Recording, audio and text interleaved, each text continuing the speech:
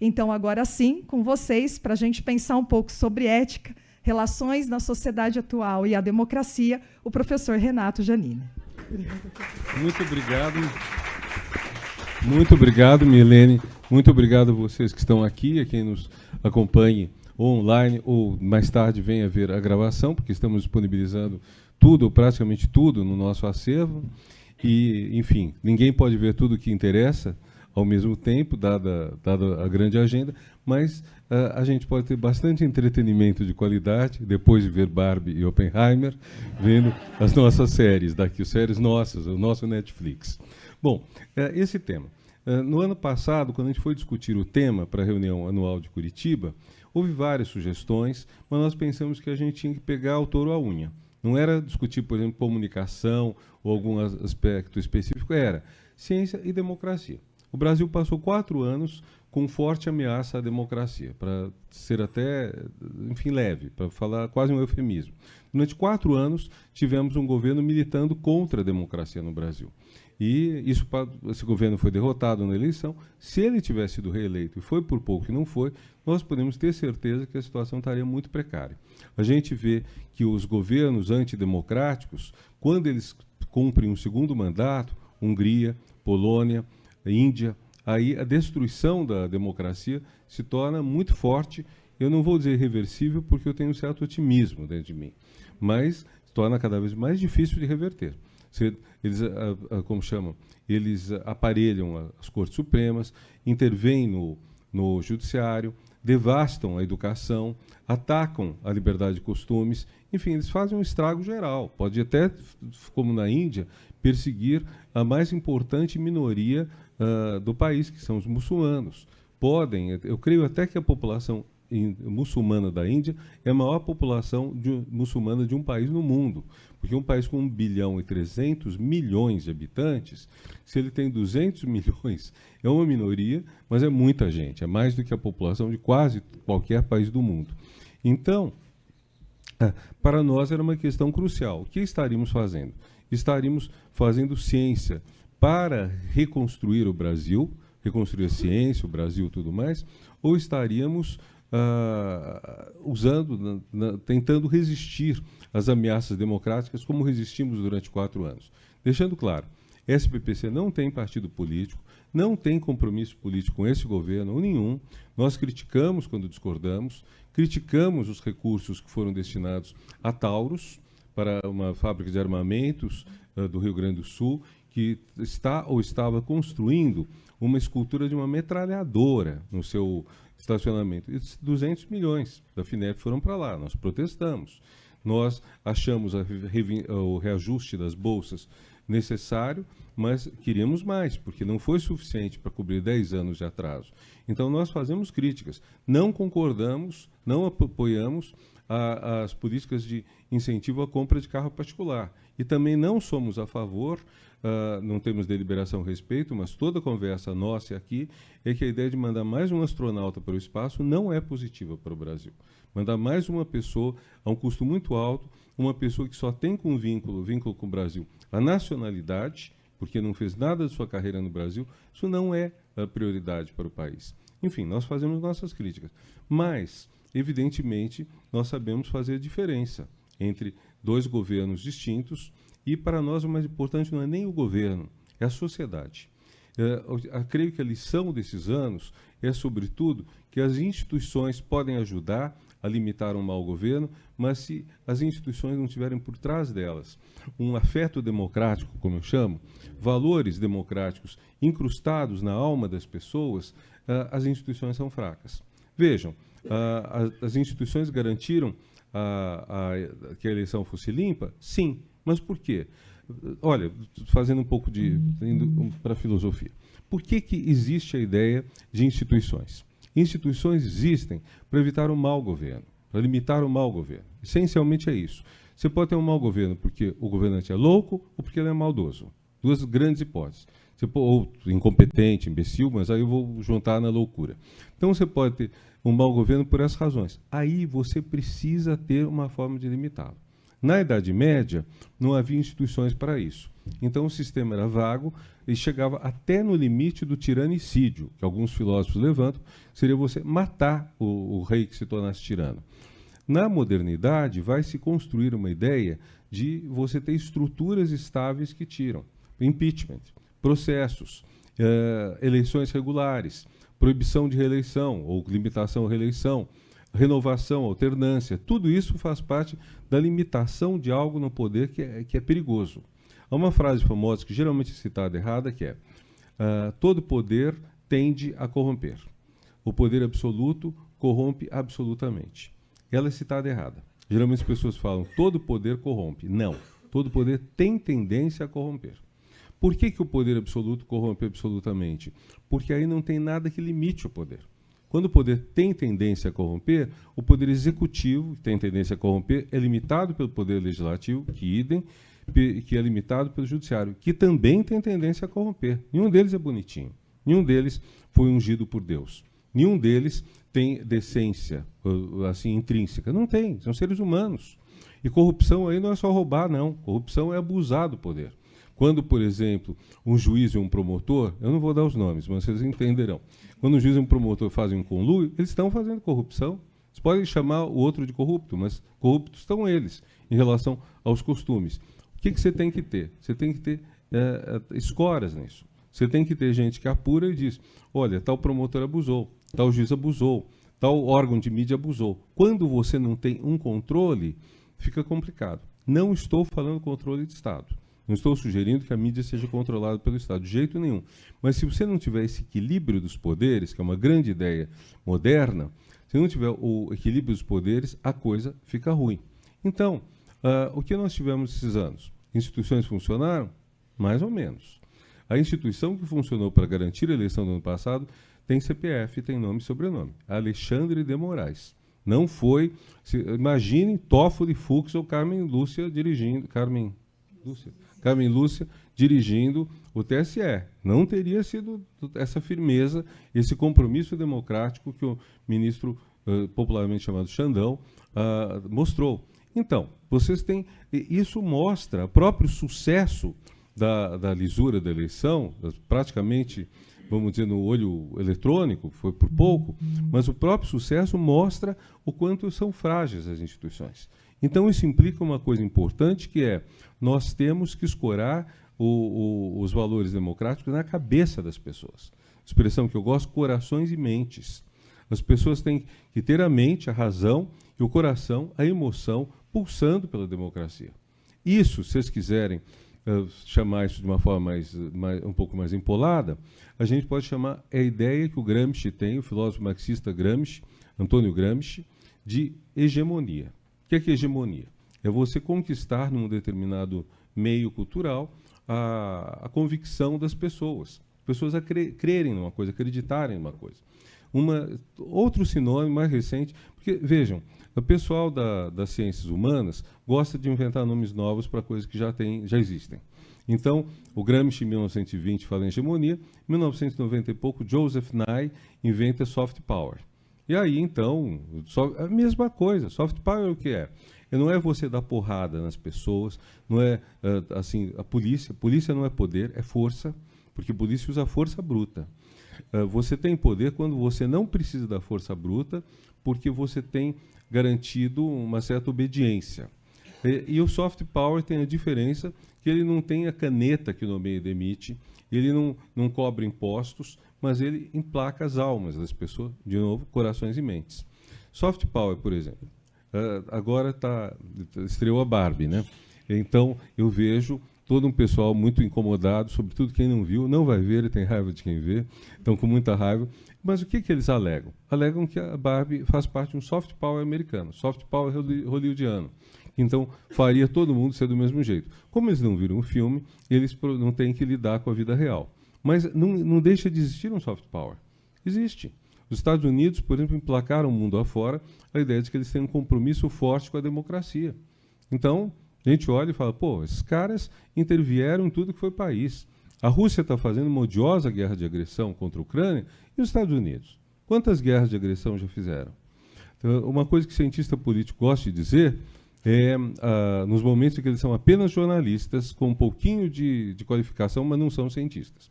Dizem, nunca a democracia fez guerra à democracia. E ficam dizendo, mas a China invadiu o Vietnã, por quê? Não são democracias. Mas os Estados Unidos não invadem a França. Beleza, invadiram o México. Deram golpe aqui no Brasil. Deram golpe no Chile. Deram golpe quase toda a América Latina. Brasil, em 64, era uma democracia. Chile, em 1973, era uma democracia. Qual a diferença? Não mandaram a 7ª Frota desembarcar? Não, mas ela estava nas costas do Brasil, Operação Brother Sam, em 1º de abril de 64, prestes a intervir, se tal se fizesse necessário. Então, vejam, o soft power faz que você engane muito aí. Mas eu vou começar o tema mesmo. Desculpe, esse era só um aquecimento. Nós vamos lidar com 3 conceitos que parecem simples. Não são. Ética, ciência e democracia. Então, nós pensamos em ciência e democracia como tema da reunião anual, mas o ponto que eu acho interessante para ligá-los é a questão da ética. Então, vamos começar trabalhando pode começar por qualquer um, mas vou começar pelo conceito de ciência. O conceito de ciência que me parece mais adequado é o que foi celebrado pelo Karl Popper, filósofo da ciência, excelente filósofo da ciência, filósofo político bem mais ou menos no século passado. Mais ou menos por que na filosofia política? Porque ele é um liberal que considera que o que vale como liberdade é a liberdade em que você não está sujeito à autoridade. A liberdade, bom, em português não dá para traduzir direito, porque é liberty from. Ele distingue liberty from e liberty to. Em português, você vai traduzir as duas como liberdade de, ou quando muito, a segunda como liberdade para. O que o Popper diz aí é que a principal liberdade é quando você não está sujeito a um poder, a uma autoridade. É essa. Não é liberdade de fazer alguma coisa. É liberdade de não ser obrigado a fazer alguma coisa. Então, isso ele chama de liberdade negativa. Liberdade negativa é, então, a liberdade liberal de você não estar sujeito ao poder do Estado. E aí os liberais querem mínimos de intervenção do Estado. Se você levar isso longe, é uma ideia preciosa. Mas você tem que levar longe, você não pode ser burro. Então, levar longe quer dizer o quê? Não é só não ter interferência do Estado. É não ter interferência da família, não ter interferência da igreja e não ter interferência, isso nenhum liberal vai aceitar, mas seria lógica, do patrão. É você estar livre do poder deles. Os nossos pseudo-liberais, eles só querem tirar o Estado, mas eles querem fortalecer a família, fortalecer a igreja e do patrão nem se fala. Por que isso é antiliberal? Porque o liberalismo, raiz, vamos dizer, ele se qualifica pela ideia de que cada ser humano tem riquezas individuais únicas. Nós aqui todos somos muito diferentes entre nós.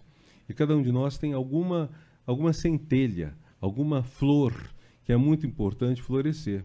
E para o liberal, você não precisa, digamos, para fazer uma metáfora ruim, eu não preciso adubar, eu não preciso enxertar, eu não preciso orientar os galhos dessas plantas, eu preciso simplesmente deixar que ela tome seu caminho. Então, se tiver erva daninha se incrustando nela, eu tiro. Mas eu não vou orientá-la para, por exemplo, buganvílias ou primaveras. Eu não sei como se chama no Paraná. Acho que é buganvília aqui, né? Ou é primavera? Buganvília. Em São Paulo é para primavera. É uma planta belíssima. Que, essencialmente, você orienta para ela subir pelos muros, etc. Senão ela rende menos. A liberdade liberal não é a da buganvília. É a liberdade muito mais do jardim inglês do que do jardim francês. Jardim francês é aquela coisa toda podada, regular, vocês veem fotos de Versalhes. Jardim inglês é praticamente uma selva. Deixa a planta crescer como for. Isso é liberal, vamos dizer, uma metáfora. Então, essa é uma ideia interessante, que se levar longe, ela corta pela raiz, para continuarmos nas metáforas horticultoras, ela corta pela raiz, vamos dizer, todo o chamado ultraliberalismo. Ultraliberalismo, o que é? Assim chamado no Brasil. Ele quer enquadrar quem não tem orientação sexual canônica, quer enquadrar quem não obedece à família, quer enquadrar quem não segue o culto religioso, e por aí vai. Então, esse é um ponto interessante do Popper. O que eu acho que é limitado é que ele não leva isso até o fim. Ele não leva até liberdade do patrão, em relação ao patrão. e que ele perde a ideia de uma liberdade coletiva, que também existe. Não é tudo. Vocês veem, movimentos identitários, desse ponto de vista, não são uma coisa boa, porque o movimento identitário enquadra você num pacote, numa bolha. Então, se você tem um movimento identitário, muito legítimo, não estou criticando, só estou expondo. Qual o risco do movimento identitário? É que todas as pessoas passam a ter o mesmo tipo de conduta, de postura, roupa, festa, enfim, as pessoas assumem uma bolha e perdem toda a diferença delas. Quando o que é fascinante na vida é uma pessoa que tem identidades contraditórias entre si, que é o caso praticamente de todos nós. Se nós nos soltarmos, nós veremos que é muito difícil nós sermos, vamos dizer, uma vez eu sou ou fui, nem sei, eu acho que fui, do conselho de uma revista do PT chamada Teoria e Debate. Eu fiquei pasmo quando teve uma reunião lá, faz tempo, e um deles falou, nós temos que discutir o modo petista de amar. Eu falei, meu Deus do céu, o que é isso, né? Ele deveria querer dizer um modo mais democrático de amar, mas eu acho esquisito, né? Na prática não existe isso, né? Na prática, você tem gente amorosamente autoritária, tudo em qualquer lugar. Mas então, Popper, vamos à parte da ciência. A ideia de ciência tradicional nossa, antiga, é que você chega a uma lei científica por indução. Indução, contrário de dedução, quer dizer que nós pegamos muitos fenômenos que ocorrem da mesma forma e deles tiramos uma regularidade e afirmamos essa é uma lei científica. Então, a água ferve a 100 graus, em centenas de experiências que a gente fez, lei científica. Vamos pegar uma coisa de ciências humanas? Vamos pensar, por exemplo, a desigualdade causa vários problemas mentais. Lei científica. A gente tem muita empiria nisso. Problema. Essas leis científicas não são tão fortes quanto se elas forem deduzidas, que é o contrário da indução. Na dedução, na indução eu tenho experiências, observações empíricas, e delas eu tiro um conjunto que permite formular uma lei que se projeta aos futuros casos. Sempre é inseguro.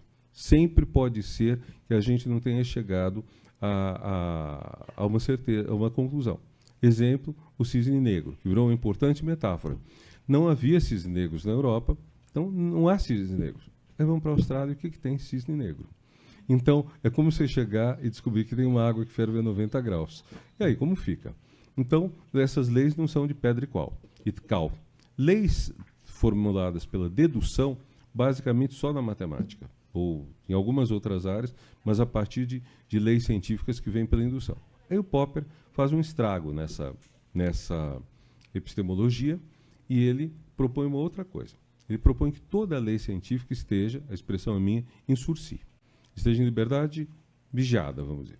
Então você formula uma lei e você sabe que ela pode ser refutada ou qualificada ou matizada a qualquer momento. Você pode, então, ter uma nova expressão dessa lei. Então, isso significa que só é científico aquilo que é formulado de uma forma que possa vir a ser refutada. Então, eu não vou dizer a água ferve a 100 graus, eu estou dizendo a água ferve a 100 graus se a gente não encontrar nenhum lugar em que a água ferva a outra temperatura.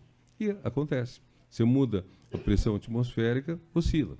Não é que você refutou exatamente, você matizou. Você tem cisnes brancos, mas em determinada situação cisnes negros. Poderá haver cisnes, para pegar a cor do momento, cor de rosa? Quem sabe, né? Quem sabe possa haver. Né? Mas, enfim, essa ideia é notável, porque ela aponta um traço importante da ciência hoje, que é o seu lado mutável. Quer dizer, a ciência hoje ela funciona muito na base do último resultado online. O online é interessante como imagem, porque ele também aponta uma diferença entre as ciências humanas, na qual nós dois militamos, e as ciências exatas e biológicas, que publicam papers. Nós publicamos mais livros. Nós acreditamos que um livro tenha mais sobrevivência. Um paper é até difícil de se traduzir um paper. Quer dizer, os grandes papers... Por que quem faz ciência exata tem que saber inglês? Porque os papers estão em inglês, eventualmente em outra língua. Temos uma forte iniciativa brasileira, na Cielo, de artigos em português. Mas os papers mais importantes da ciência estão em inglês e um paper é um produto, ao contrário de perene, um produto que morre logo. A ideia é que em poucos meses ou anos esteja refutado. Na área científica, eles chamam isso de vida média. Então, há um certo momento em que o seu paper deixa de ser pertinente. Nós, das humanas, acreditamos que nosso trabalho dure muito mais tempo. Tradução. Por isso que a gente quer traduzir e os nossos colegas não querem.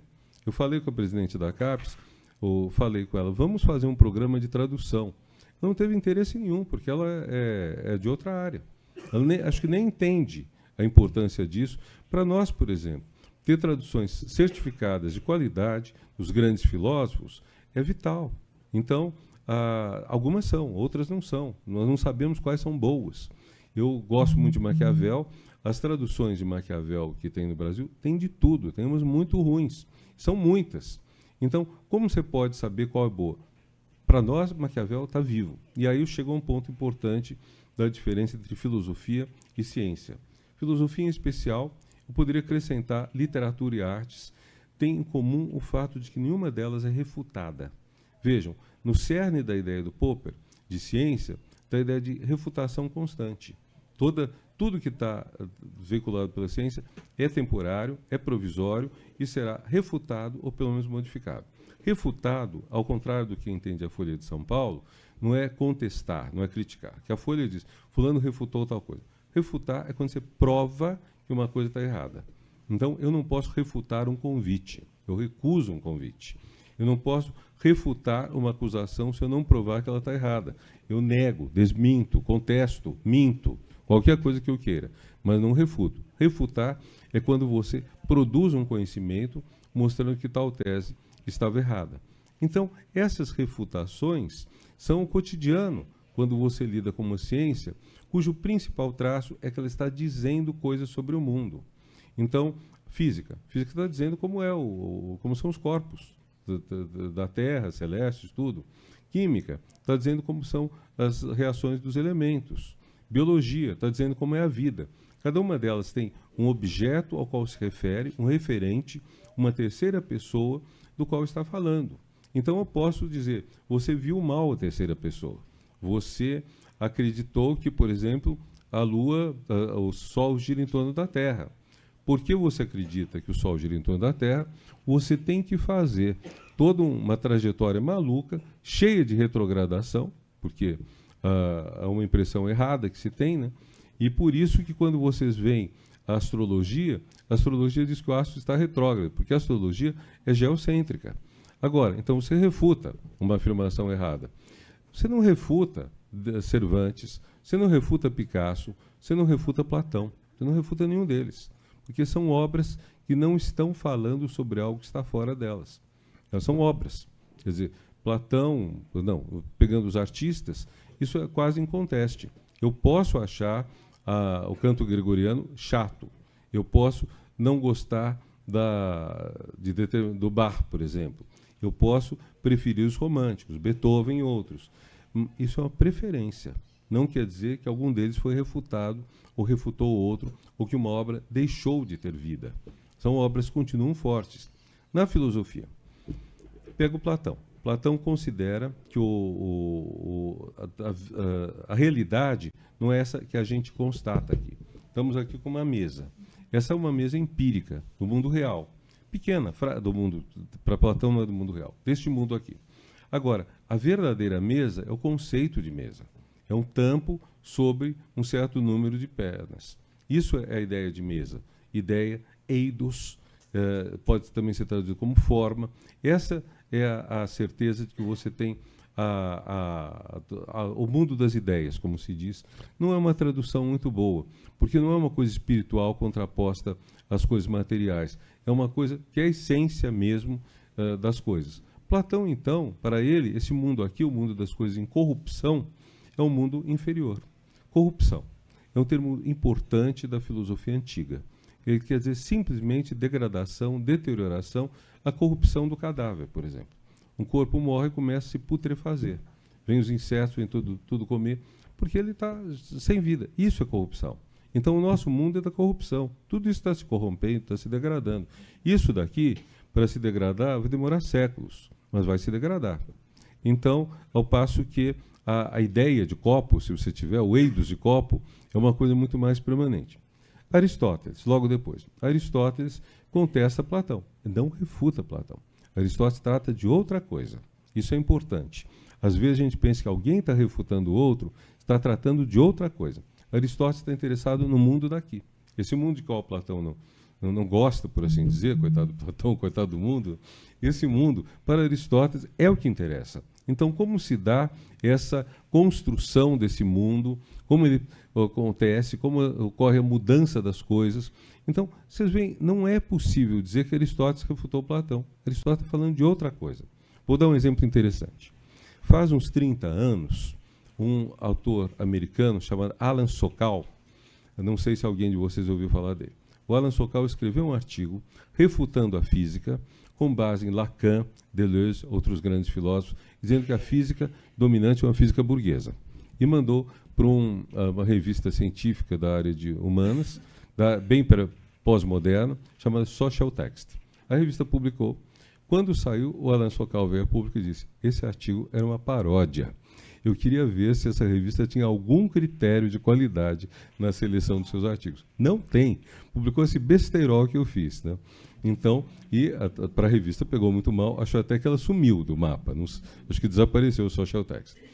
Aí, ele virou uma espécie de pregador da excelência das ciências exatas contra um certo discurso bobo, tolo, que existe mesmo nas humanas, pode existir em todas. E aí ele foi dar uma conferência em Nova York. A conferência é muito interessante. Porque foi o pessoal do outro lado. E ele começou a dizer: a ciência prova tais coisas, até a hora que ele, meio perdendo a paciência, ou não, ele fez uma questão que ele achou que era bala de prata. Quando nós temos uma visão do planeta como uma mais ou menos redondo, né, como a gente geralmente acha, acredito que todo mundo aqui acha isso, versus uma visão, isso não tinha nada de Bolsonaro, essa outra visão, que é uma coisa chata, sustentada em 4 tartarugas, que quando elas se movimentam, acontecem terremotos, que é de alguma cultura originária. Qual é mais correta? E aí uma pessoa do público respondeu: é que não estão falando da mesma coisa. Vejam que interessante. Para o Sokal, toda afirmação sobre o planeta é uma afirmação sobre o planeta. O que a outra pessoa disse a mitologia, a cosmologia, assim descrita, não está falando do planeta, está falando da cultura das pessoas. Isso tem uma eficácia religiosa, mítica, na ação das pessoas. Nós queremos um outro tipo de ação. Nós não queremos uma ação mítica. Nós não queremos pensar no mundo como sendo um mundo que é governado por potências místicas, sei lá o quê, tartarugas mágicas.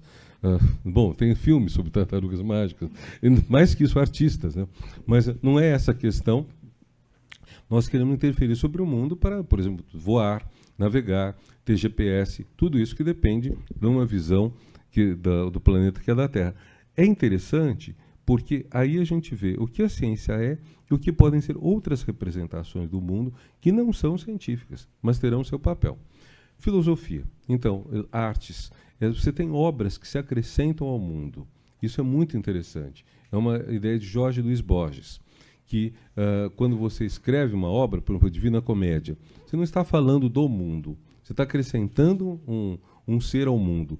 Por isso que a criação artística é uma coisa tão importante e, ao mesmo tempo, tão perigosa, porque você está emulando o gesto do Criador.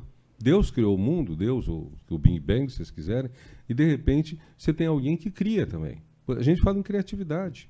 Criatividade é essencial nessas áreas, em que não estou dizendo que não haja criatividade na ciência, que não haja poesia na ciência. Ontem, o Pedro Wojciechowski fez um elogio do STEM. STEM é uma política de educação que, em português, STEM seria a haste de uma planta, seria o crescimento de uma planta, e as iniciais são Science, ciência, Technology, tecnologia, Engineering, que é mais ou menos engenharia, e matemática.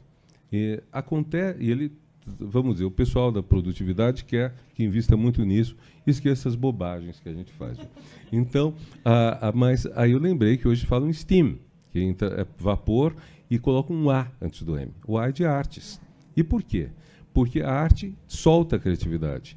Então, se você é um pesquisador hard, como eles se dizem, de biologia, química, física, matemática, mas a criatividade é preciso. Quem pode demonstrar um teorema sem muita criatividade?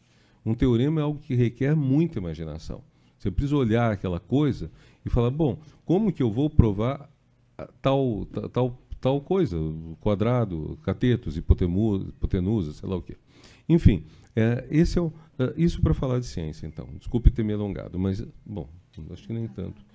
Gente, eu acho que o Desemberto fala muito depressa, eu vou tentar falar um pouco mais devagar. Mas, então, ciência, importante. Esse compromisso com dizer a verdade sobre as coisas, sobre o mundo que existe.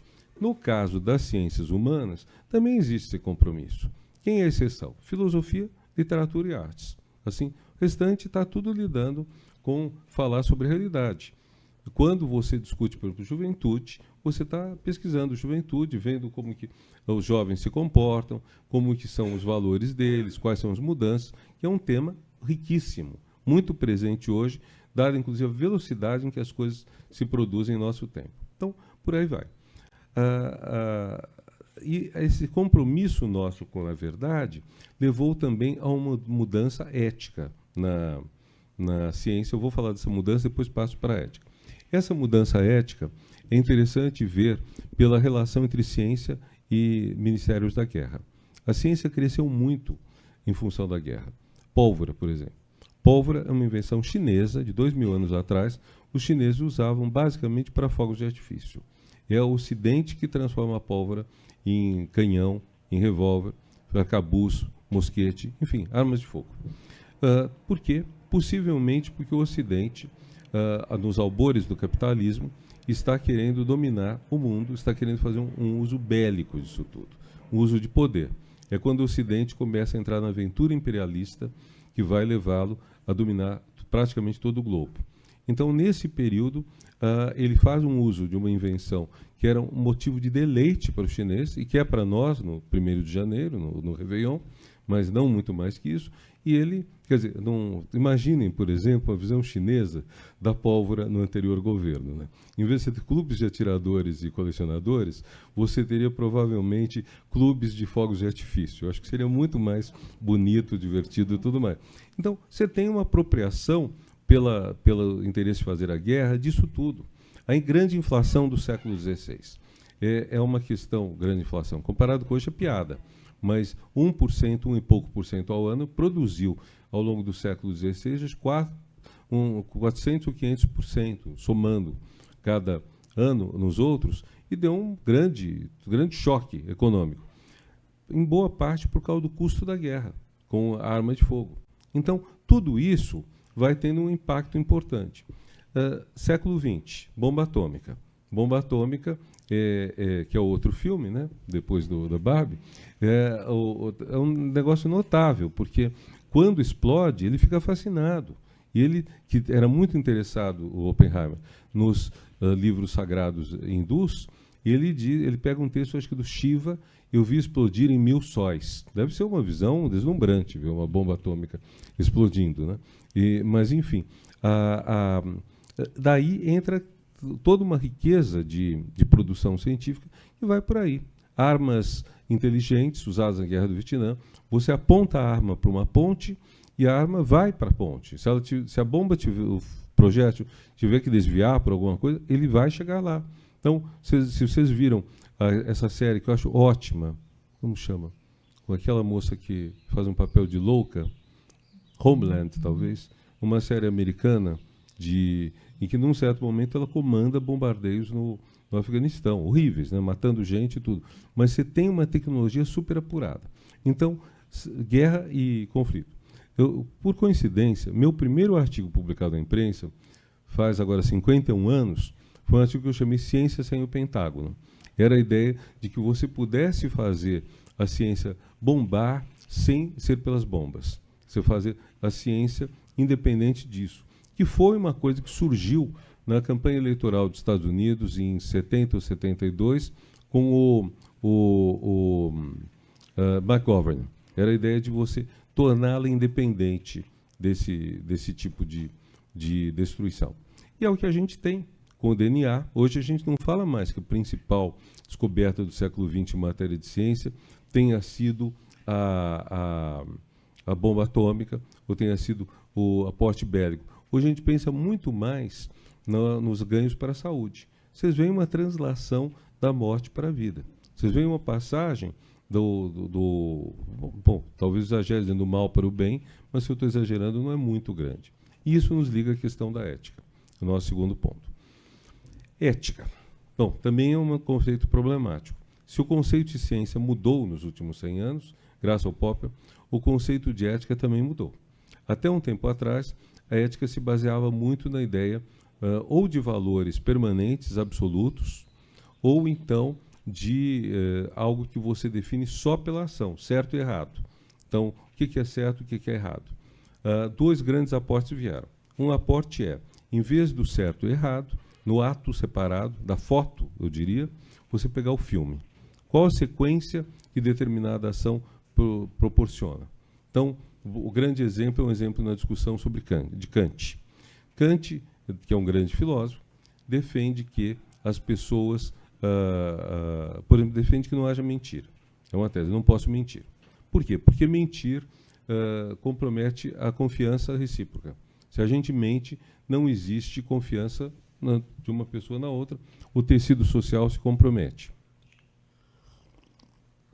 Bom, acontece que aí um autor da época, que não é tão respeitado quanto Kant na filosofia, que é Benjamin Constant, que não é o nosso, é um franco-suíço, ele contesta e diz, bom, então, se um assassino quiser saber onde está a sua potencial vítima, eu tenho obrigação de dizer a verdade, e o Kant tem, desculpe a palavra, que rebolar muito para dar uma resposta, porque ele não quer abrir mão da tese dele.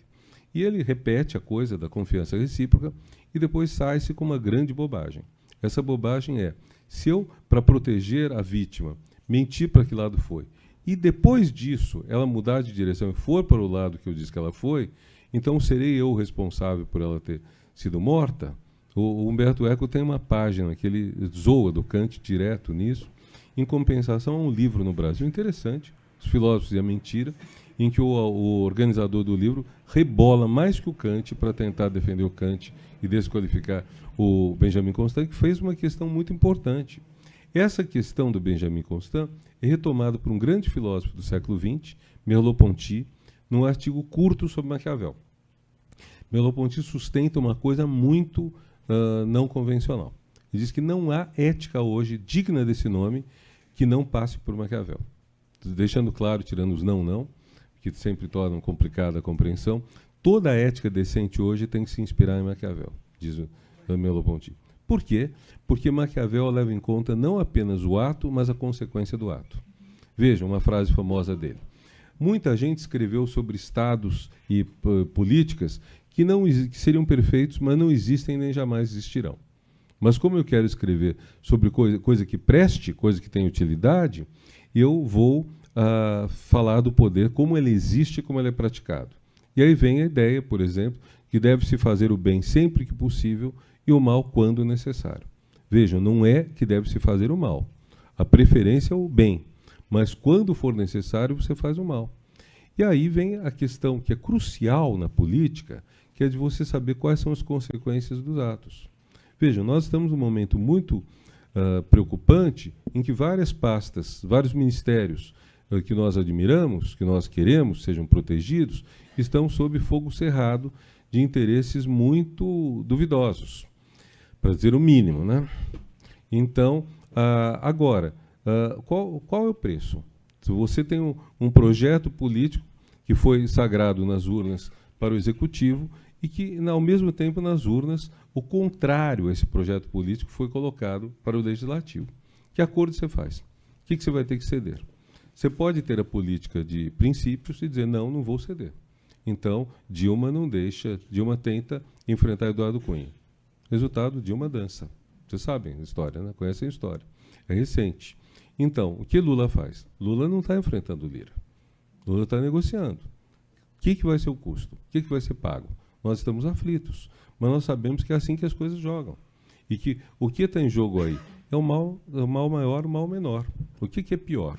É pior você entrar em colapso, sofrer um impeachment, não conseguir fazer a economia crescer de novo, ou você ceder alguns anéis para salvar os dedos. Essa é a questão do Maquiavel, e vamos ser francos. Ao contrário do que Fernando Henrique, que é um bom leitor de Maquiavel, diz, não é a ética do homem público versus a ética do homem privado. Todos nós, todos vocês, agimos do mesmo jeito na nossa vida. Assim, quando temos que fazer escolhas, nós pensamos nas consequências das escolhas. Eu acredito que todo mundo pense nos princípios das escolhas. Mas se o princípio, se a ética somente princípios trouxer um resultado negativo, muito negativo, a gente faz um deságio na ética. É o que a gente faz. Quanta gente não se mantém no emprego, faz coisas até indignas, porque precisa disso, sei lá, para pagar o aluguel, para criar os filhos e tudo mais. E vejam, aí entra uma questão delicada que eu botei os filhos. Digamos, se é o meu aluguel, eu posso dizer, bom, eu caio fora do emprego porque me mandaram fazer uma coisa errada. Suponhamos, sou jornalista, mandaram eu mentir num artigo. Eu me recuso, peço demissão e vou, não digo morar debaixo da ponte, mas volto para casa dos meus pais, enfim, vou ver de uma forma mais simples.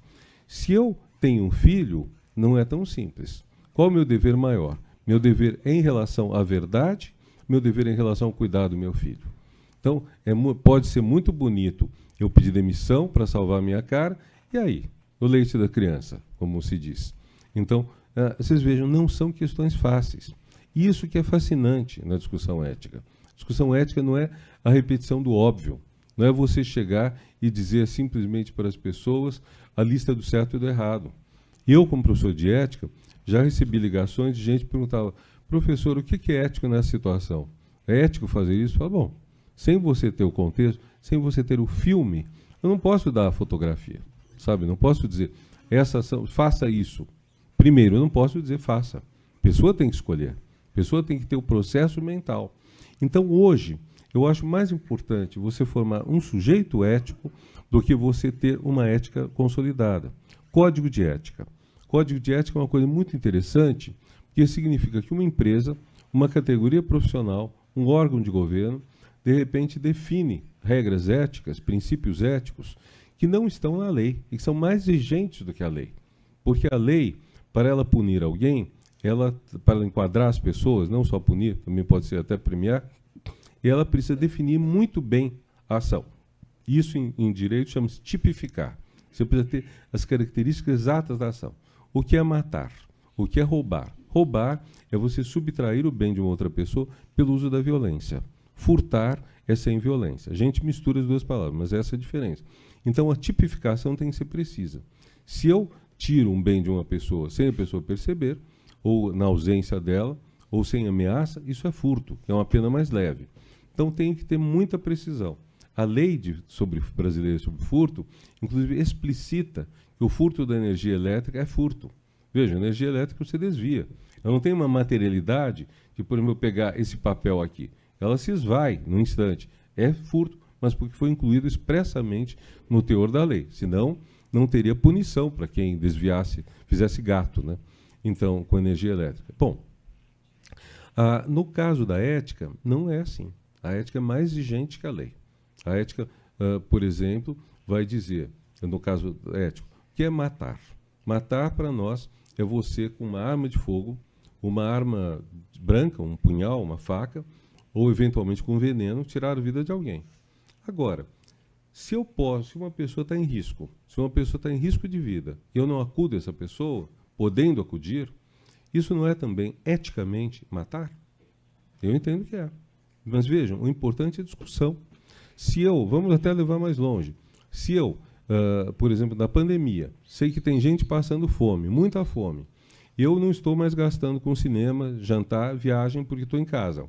Tenho, então, tenho um trabalho estável, tenho um salário fixo, sou professor, digamos, universitário do setor público. Não vão descontar meu salário, em faculdades particulares descontaram às vezes 25%, assim, para manter, né? Nas universidades públicas, não. Em outras palavras, está sobrando dinheiro. Eu não uso esse dinheiro para ajudar pessoas que têm fome, uma vez que a estrutura de Estado foi precarizada durante a pandemia pelo governo passado. Eu não fazer isso não é, de alguma forma, matar? Quer dizer, Eu votar num candidato que defende o descaso com a vida alheia não é, de certa forma, matar? Vejam como a questão ética é importante. O importante não é eu estar usando isso como, vamos dizer, pregação política contra o antigo governo. Porque eu também estou criticando muitos colegas meus da universidade que ficaram reclamando e acumulando o que não estavam gastando em restaurante, viagem ou cinema. Então, acho que a ética vai para todas as direções. Ela é quase uma metralhadora giratória. Mas o importante é a gente entender que a ética não é você ser dono da verdade.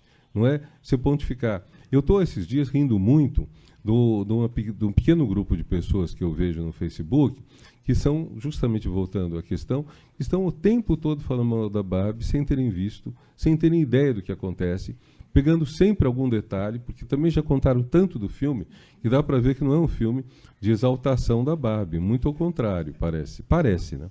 Agora, eu vejo assim esse preconceito tão forte, e preconceito é uma coisa natural, gente.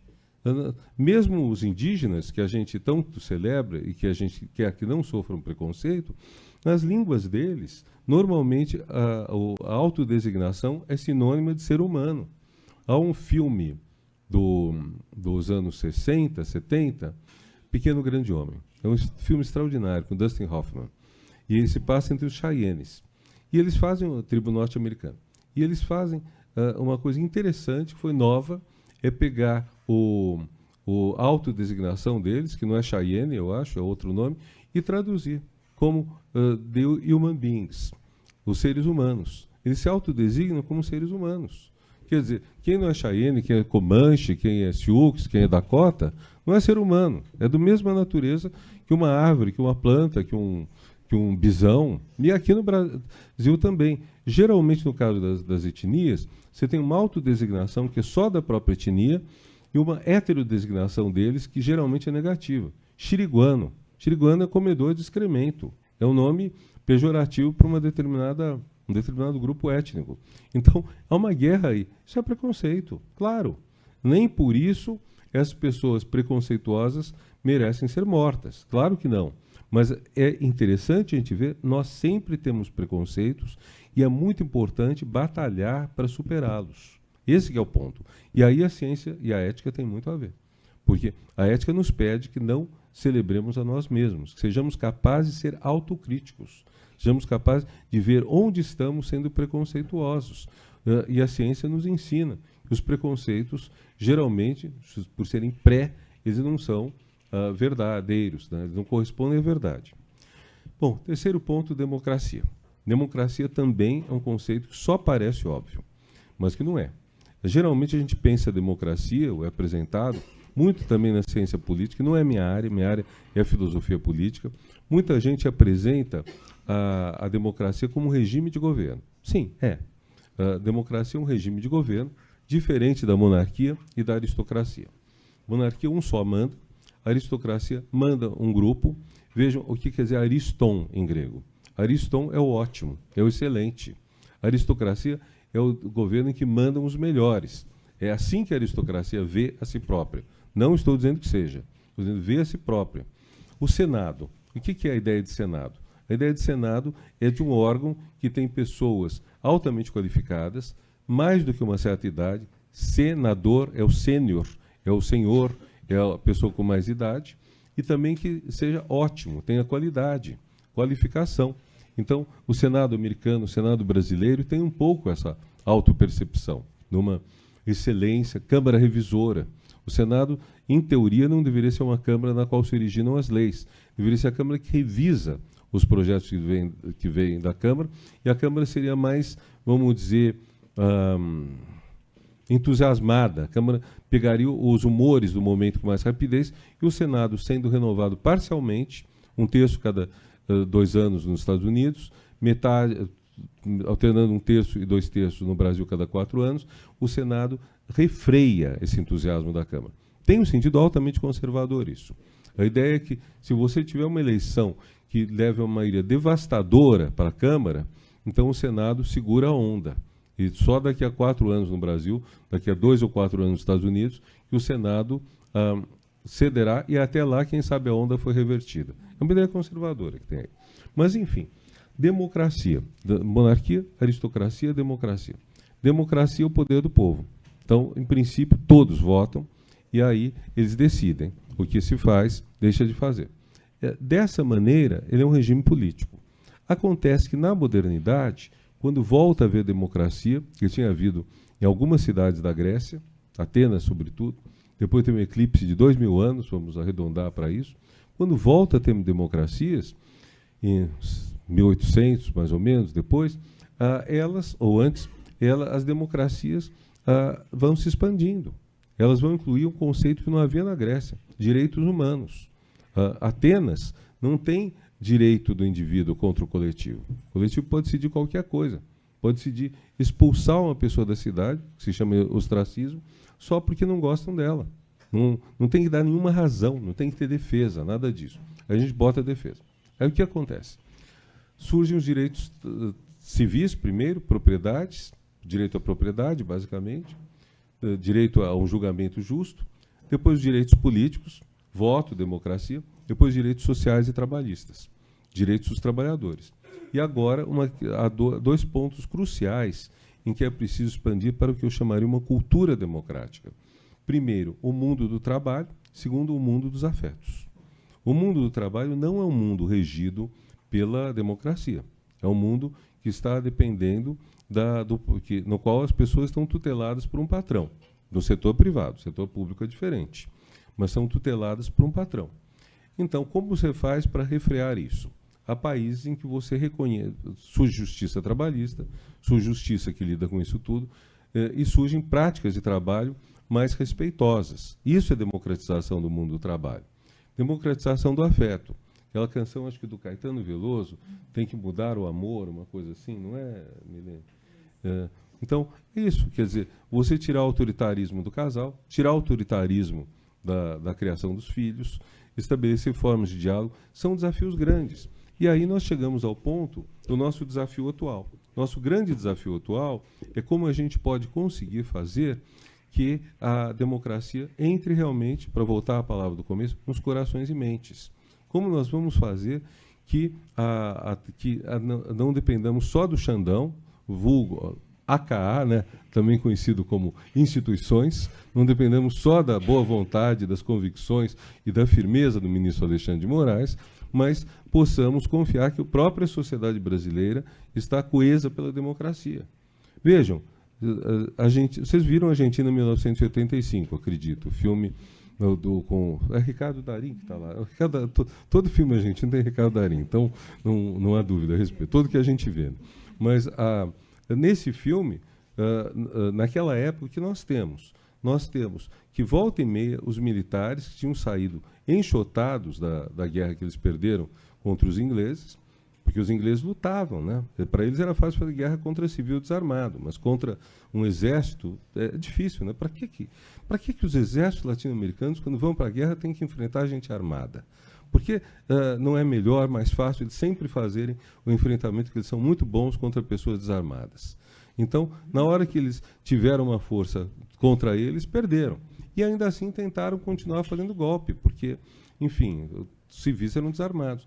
Cada vez, no governo de Alfonsín, 83 até 86, 7, eles tentaram dar um golpe, o povo foi para a rua. Os argentinos foram para a rua. Aqui o que nós ficamos falando, especulando que a conjuntura internacional não vai deixar isso acontecer. Nós terceirizamos totalmente a defesa da democracia brasileira. Terceirizamos para os mercados da União Europeia, terceirizamos para as nossas fracas instituições, que, como eu disse, as nossas instituições são um pouco institucionalizadas, né? Depende desses humores. Pessoas, vocês lembram a Carmen Lúcia recebendo o Temer na cozinha da casa dela? Quer dizer, num momento conturbado, ela fazendo, sei lá o quê, negociação com o presidente da República para garantir o quê? Governabilidade. Carmen não é uma pessoa desonesta, é uma pessoa da ética privada. Ela mesmo, de repente, quando vê o Brasil bagunçado, ela não tinha a menor ideia do que fazer. Menor ideia. Resultado, ela não teve a firmeza de uma convicção democrática. Nosso TSE, ele cassou 2 governadores eleitos. Ele cassou o governador Jackson Lago, do Maranhão, governador Cássio Cunha Lima, um de esquerda e um mais de direita, né, um PDT e outro PSDB. Por quê? Por crimes eleitorais. E o que ele fez? Deu posse ao candidato derrotado na eleição. Isso não tem base constitucional nenhuma. A lei permitia isso na época. Mas qualquer compreensão da Constituição, qualquer definição de democracia, exclui a hipótese de dar posse ao candidato derrotado. O que deveria ter acontecido, novas eleições. Vocês veem a falta de compromisso do nosso judiciário com a democracia. O nosso judiciário é muito bom para entender direitos humanos. Isso ele entende, ele expande. É possível, não dou por garantia, mas é possível que em algum momento ele reconheça o direito ao aborto. É possível. Não dou isso por muito certo, até porque a Rosa Weber começou essa discussão e engavetou. E parece que ela vai deixar o voto dela assim que para se aposentar, para deixar o abacaxi com os outros, que é breve, né? Mas vocês vejam, quando chega a democracia, eles não têm muita ideia. Então, quando a gente não tem uma convicção democrática mais funda na própria sociedade, fica complicado. Para a gente ter tempo de conversar, e queria acrescentar uma coisa nesse ponto ainda, é que como a gente pode constituir essa... Eu chamo isso de afeto democrático. É o seguinte, faz uns 20 anos, aconteceu de eu escrever sobre TV. Eu fui convidado pelo Jornal do Estado de São Paulo para ter uma coluna sobre televisão, que eu alternava com o Gabriel Prioli, que é um homem da TV, e eu não vejo muita TV, para dizer a verdade.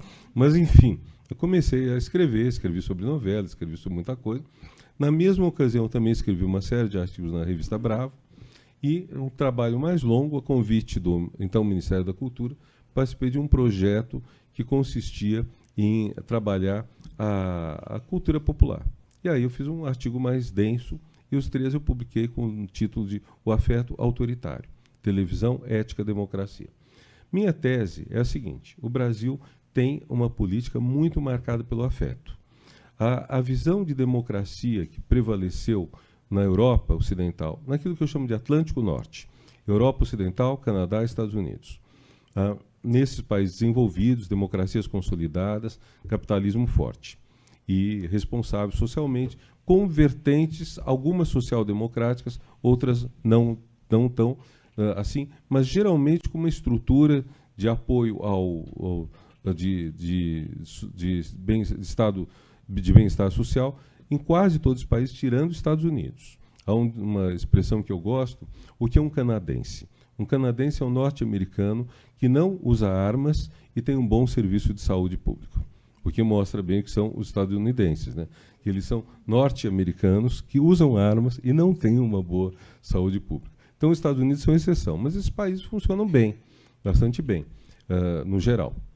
Agora, a ideia de democracia que lá prevalece é uma ideia muito racional. Não é à toa que uma escola de ciência política fala em escolha racional. O que eu entendo é que nosso país, em especial, talvez a América Latina, não creio que o mundo árabe, não creio que seja uma coisa do terceiro mundo, mas o nosso país, em especial, dá muita importância ao afeto na política. Vou remontar umas imagens antigas. Houve acho que foi o Duda Mendonça, que fez um emblema para Salvador, que era Salvador, um coração no lugar do O. É isso, né? Também, assim, numa eleição em São Paulo, eu lembro, eu acho que foi o Maluf, que usou Eu, Coração, SP. Então, você vê 2 nomes bem de direita, o Antônio Carlos Magalhães, da Bahia, Maluf, em São Paulo, usando o coração. Aí aparece o PSDB. Faz uma campanha, eu tinha um outdoor que eu vi em São Paulo, eu ria muito. Ele mostrava o Serra, o Fernando Henrique, não sei quem mais, e honradez e competência. Eu falei, gente, não tem como. Pô, quer dizer, claro, você ganha a eleição porque tem um plano real, mas honradez e competência, eu não consigo imaginar uma multidão saindo, gritando, honradez, competência. Não dá, né? Você pode... Aí é muito melhor o Rousseau. O Rousseau é um grande frasista.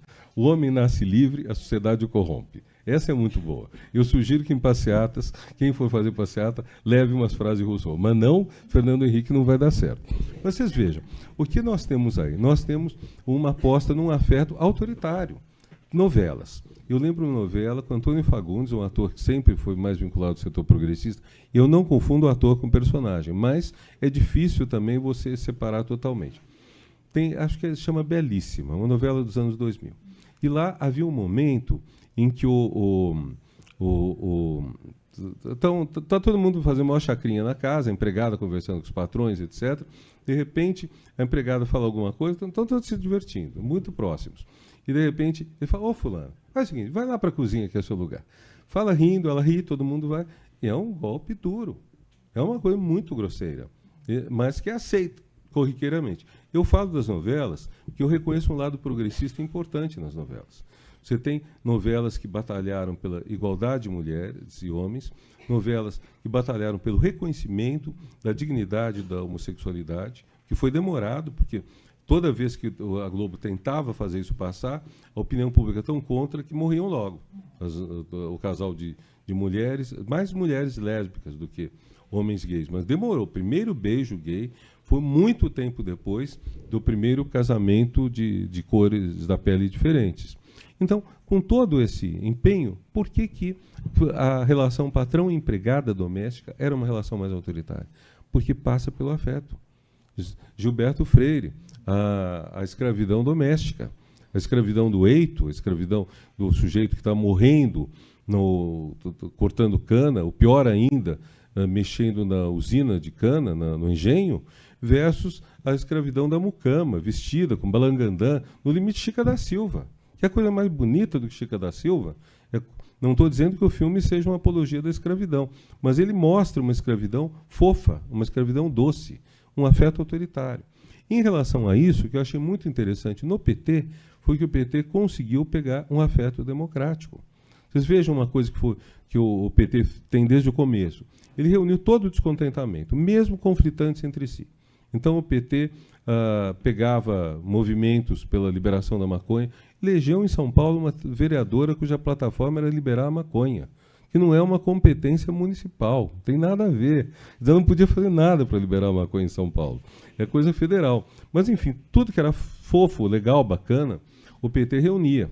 E, com isso, temos a comunicação do presidente Lula. Hoje isso está mais difícil, porque o mundo mudou muito. A comunicação do Lula é analógica, é afetiva, não é digital. E o PT tem uma dificuldade gigantesca com esse novo mundo.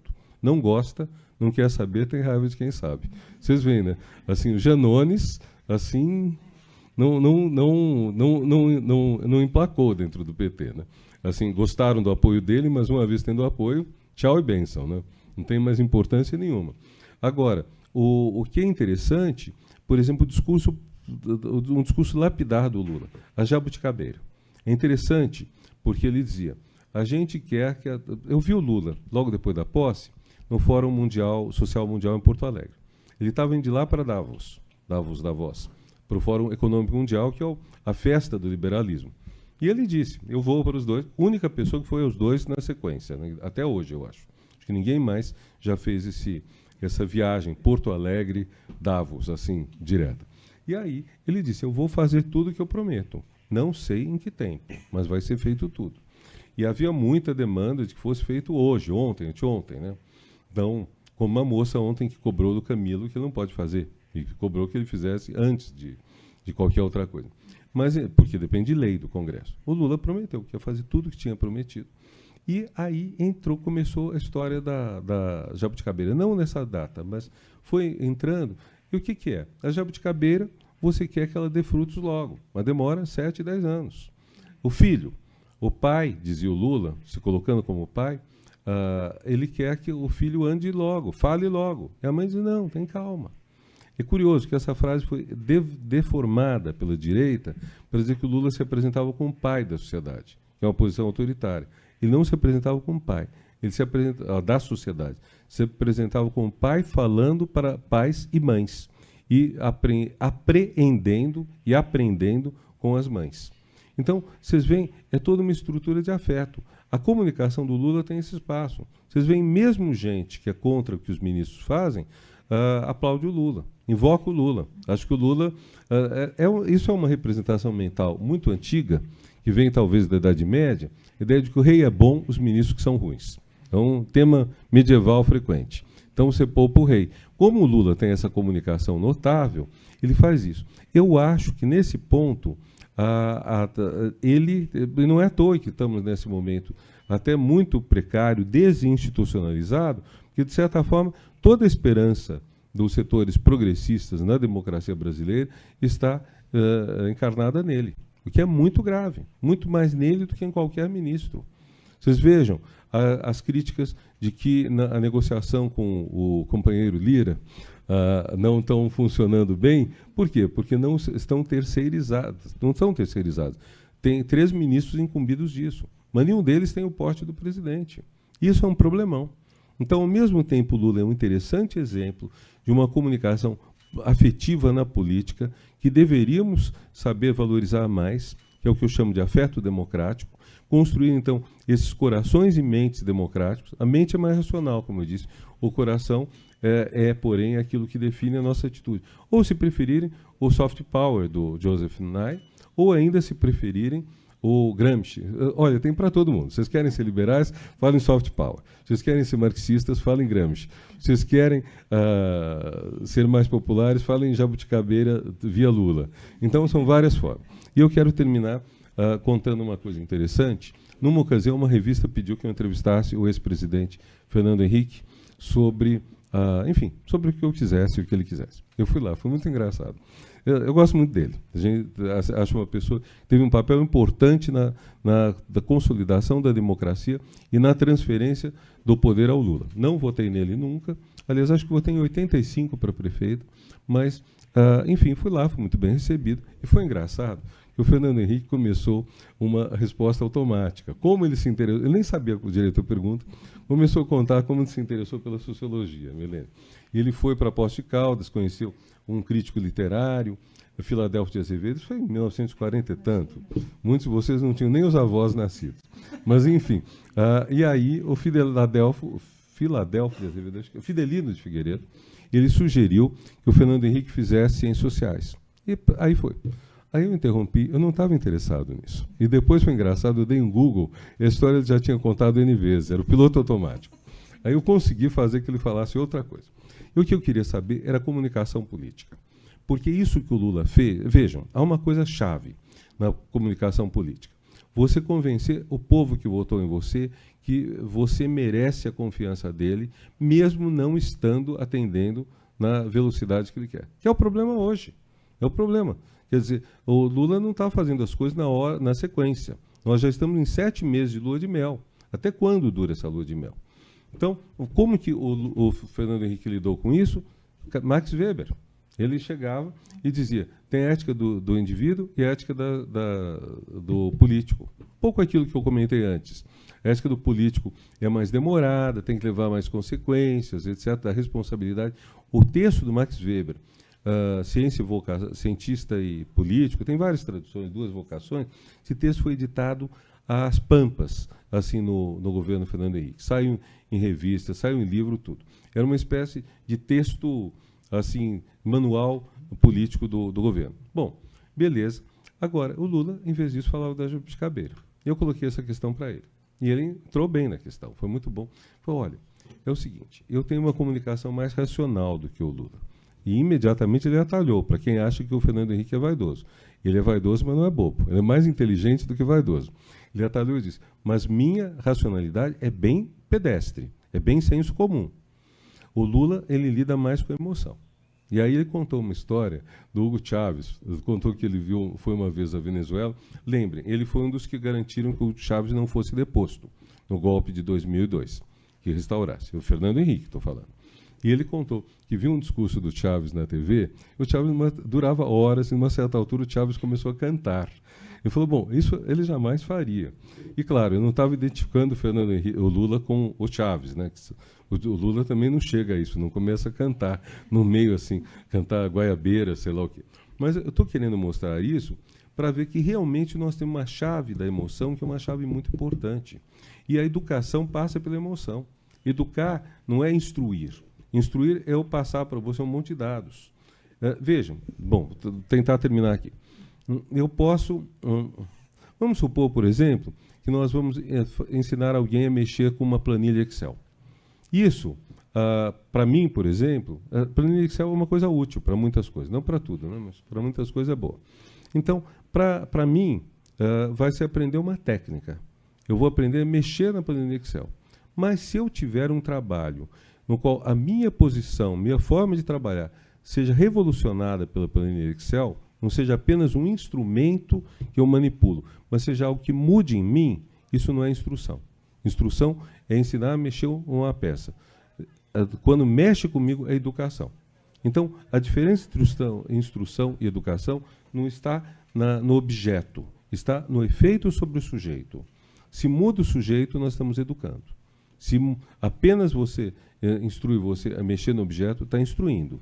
Trocar pneu, que infelizmente não é padrão, né? Cada carro tem seu macaco diferente, sua forma, é horrível isso.